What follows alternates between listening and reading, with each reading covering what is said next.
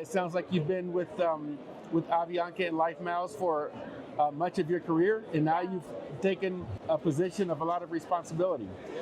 Yes, it is a lot of responsibility, but it's a very exciting year to to take LifeMiles because we're investing a lot and we're making a lot of changes to the program. So we have high expectations that the Colombian public is going to take advantage of all that.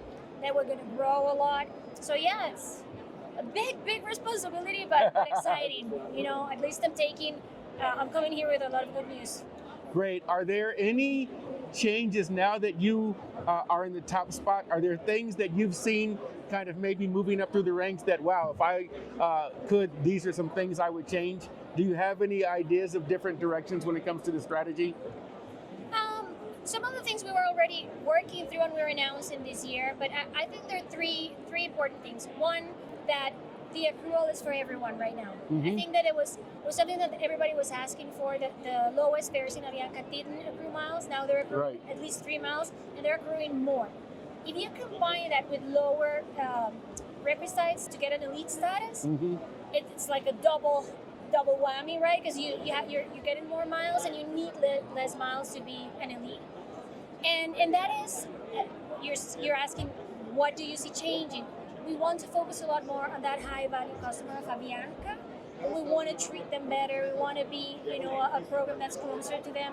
And that also comes together with more benefits, more entries to the VIP lounges. We're doing improvements in the lounges. We just refurbished Medellin. We're opening an international lounge and hopefully some more to come. And we're going to do some pretty good investments in lounges in Colombia as well. And I think the other area where we're going to focus that maybe needed more focus is customer experience. Mm-hmm. So we really have now a group of people we're taking up all the things that have been, this little pain points that people experience here or there, and we're focusing on fixing them. So good to hear. That's good to hear because yes, I remember, and I know that Avianca, of course, has gone through several changes, if we go back before the pandemic. And so it's got to be, for somebody who spent your career in there, it's got to be like one of those amusement park rides, because you're getting whipped around in one direction to another direction. Of course, one of the key strategies that LifeMiles has had for a long time has been to attract even if you might have a Star Alliance member, Yep. and Avianca maybe they're not in Colombia, Avianca might not be their primary airline, but LifeMiles has always had an offer to say, look, make us your primary mileage partner. Is that changing?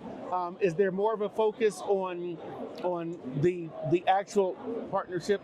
Because I know that it's something that grew up with Avianca, but then you guys brought in a strategic investor a few years back, and so it is kind of, in some respects, an independent entity. How is that strategy evolving when it comes to attracting people maybe that don't travel to Colombia, but maybe have in the past had LifeMiles as their primary mileage partner? Yeah, our main focus for this year, especially, and long-term strategy as well, is really focusing on the customers of Avianca. So it is a change of strategy a little bit there. I think before, because of the company was separated and all that, there was more, the growth in itself was more important. But we're now focusing on the Avianca passenger, and we're making, as I said, a lot of investments in the program, but also a lot of investment, I would say, but a lot of focus on more redemptions and giving more value. We increased 30% of redemptions last year, 2024 versus 2023. But just January and February, we're up 50% more tickets in Avianca, that are being redeemed with miles. We lower the amount of miles that's needed for Avianca tickets as well. You can start traveling from 1,200 miles. That is nothing. Right. It's basically nothing. It's like here to Costa Rica or something. Exactly. And if you have a credit card and you put all your expenses there, it's either how much you spend, but 1 month or a couple of months where you can accrue those miles. So it's a lot more accessible right now. And yeah, our main focus is that high value customer of Avianca, treating them well, giving a lot more value for the program. That makes a lot of sense, and that also probably explains a lot because I see doing my homework, knowing that I was going to meet with you today, and seeing where some of the routes that Avianca doesn't even participate in were being de-emphasized. I saw some, okay, well, this flight from United to Australia. Well, Avianca, that's not Avianca's market. Exactly. So maybe that explains why those routes are being de-emphasized. Then I remember as being a long time, as someone who just flies a lot, we had, when it was segment based, Yes. okay, it was, I could even still remember before the pandemic, it was 50 segments for gold, because I'm always going between Medellin and Bogotá, and Bogotá to Cartagena or something like that. And it seemed like there was a move away from that, Yes. but now you're saying that even with the new model, because it's kind of adopting not a low-cost airline, but adopting some of the commercial strategy of low-cost airlines. But now you're adding back the advantage of accumulating LifeMiles. So LifeMiles is going to be a more strategic advantage than, not say before, like going way back, but like in the last couple of years as Avianca has really readjusted the strategy post-pandemic. Would that be accurate to say?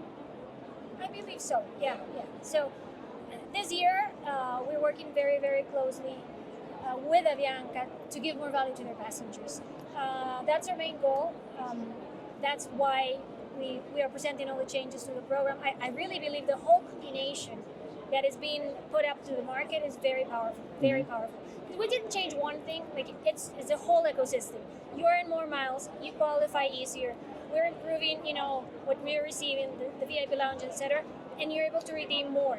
Right. The amount of inventory that's being put out for LifeMiles customers is much, much bigger. So that's the bet, right? We are betting that people are going to recognize we have always been the best value for money, I believe, when you want to redeem, especially if you're a Colombian. But right now, it's going to be undisputable because there were little things before us. Yeah, but I don't accrue it when I'm buying, the cheapest fare. No, you will accrue miles. That's good to hear. That's good to hear. It's going to be a very good year. Yeah, I think that's really good to hear because really, when you look at, let's say, the Colombian business traveler, or maybe somebody that's not Colombian but has business interests in Colombia and flies to Colombia often, it increases the value proposition that Avianca offers. Why should I fly Avianca when I could fly some other airline? But it is easy to, well, it's not easy, but somebody that's flying international to get the gold or the diamond in Avianca, and then they have the Star Alliance status. Right.